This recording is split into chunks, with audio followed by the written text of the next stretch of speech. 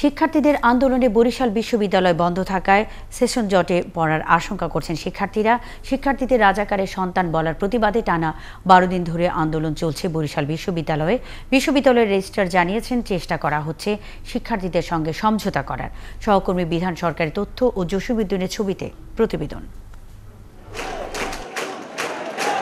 প্রথমে প্রতিবাদ বিক্ষোভ কর্মসূচি দিয়ে শুরু করলেও পরবর্তীতে নানা কর্মসূচি যোগ হয় বরিশাল বিশ্ববিদ্যালয়ের শিক্ষার্থীদের আন্দোলনে।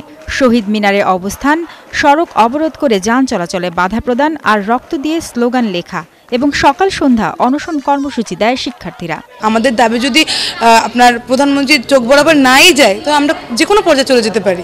সেক্ষেত্রে আমাদের অনশনও হতে পারে, অনশন হাইওয়েতে বসেও করতে পারি। একটাই দাবি এবং একটাই আমাদের দফা, আমরা এই স্বৈরাচারী ভিসির পদত্যাগ চাই। শিক্ষার্থীরা জানান আন্দোলনের কারণে ব্যাহত হচ্ছে একাডেমিক কার্যক্রম। ক্লাস পরীক্ষা পিছিয়ে যাওয়ায় নতুন করে সেশন জটে পড়ার আশঙ্কা করে শিক্ষার্থীরা। আমাদের পরীক্ষা পিছাচ্ছে, আমাদের ক্লাস পিছাচ্ছে, আমাদের সামনে সেমিস্টার ফাইনাল ছিল সেটা হচ্ছে না, আমরা বিভিন্ন ধরনের জটে পড়ছি। কম্পাসটা অনির্দিষ্টকালের জন্য বন্ধ ঘোষণা করা হলো, তো আমাদের যে সেশন সেটা তো এখন আরো দিন দিন আরো বেড়ে যাবে। এ নিয়ে বিশ্ববিদ্যালয়ের রেজিস্ট্রার জানান উপাচার্য তার বক্তব্য প্রত্যাহার করে শিক্ষার্থীদের কাছে দুঃখ প্রকাশ করেছেন। যারা স্বাধীনতা দিবসে, বিজয় দিবসে, 21শে ফেব্রুয়ারিতে যারা অনুষ্ঠানে সহযোগিতা করে না, আলোচনার সভায় আসে না, তাদেরকে স্বাধীনতার পক্ষের শক্তি বলা খুবই দুষ্কর এবং তারা রাজাকারের শামিল, এই ধরনের একটা কথা বলেছে।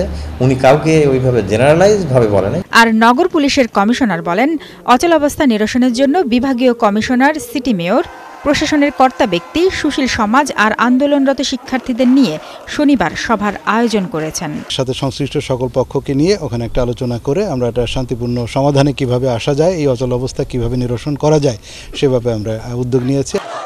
তবে শিক্ষার্থীরা জানান উপাচার্য পদত্যাগ না করা পর্যন্ত তাদের আন্দোলন চলবে। শারমিন স্বপ্না, ৭১।